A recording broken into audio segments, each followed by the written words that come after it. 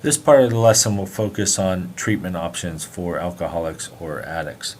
Um, if ever you are forced with the possibility of needing treatment or have an older brother, sister, a parent, or loved one that would be in need of treatment for alcoholism or addiction, I think it would be helpful to understand what that process is about.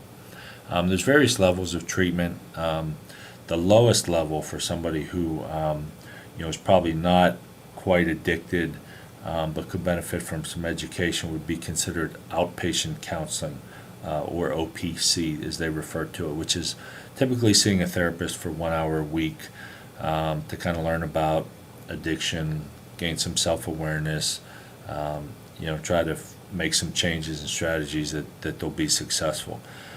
If they're unsuccessful there, or if they're considered to be, really active in addiction or alcoholism, they probably would be referred to an intensive outpatient program, or IOP, which is typically a 3 night a week program in the evenings from like 6 till 9.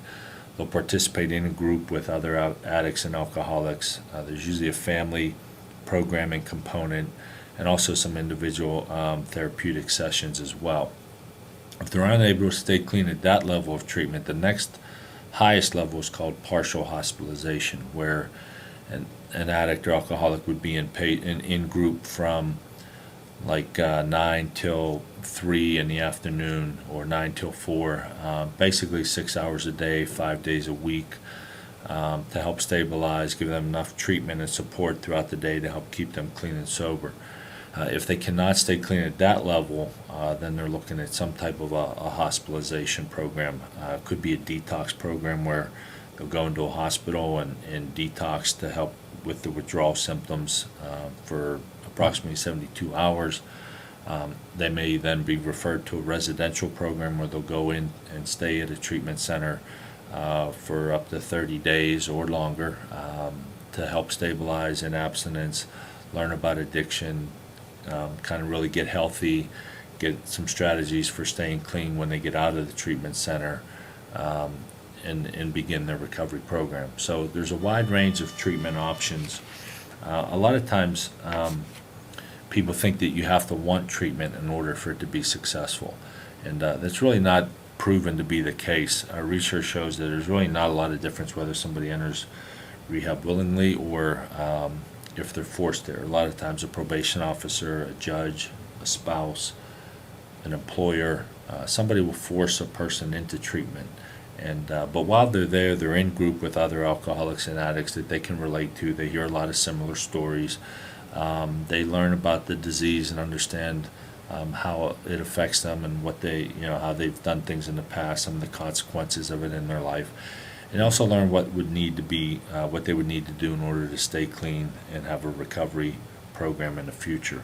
I think a lot of them are able to start to identify why they weren't successful at stopping or quitting in the past, and what they're going to need to do differently. I always say that I think the two biggest downfalls and why people don't recover right away, and why they will relapse or need multiple treatment experiences, has to do with the fact that they either underestimate the power of this disease in understanding alcoholism or addiction and how powerful it is, or they underestimate the solution and what's going to be necessary in order to maintain sobriety and their recovery.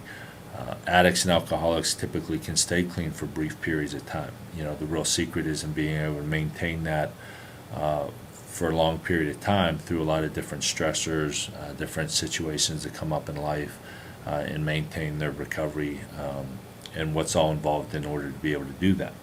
They're going to have to learn new coping skills. They're going to have to develop a network of other recovering people that understand how they think, that can help support them in their efforts at staying clean.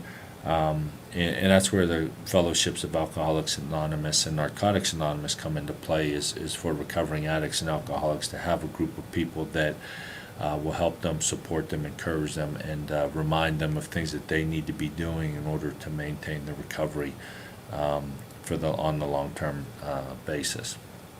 So hopefully that helps explain some of the treatment.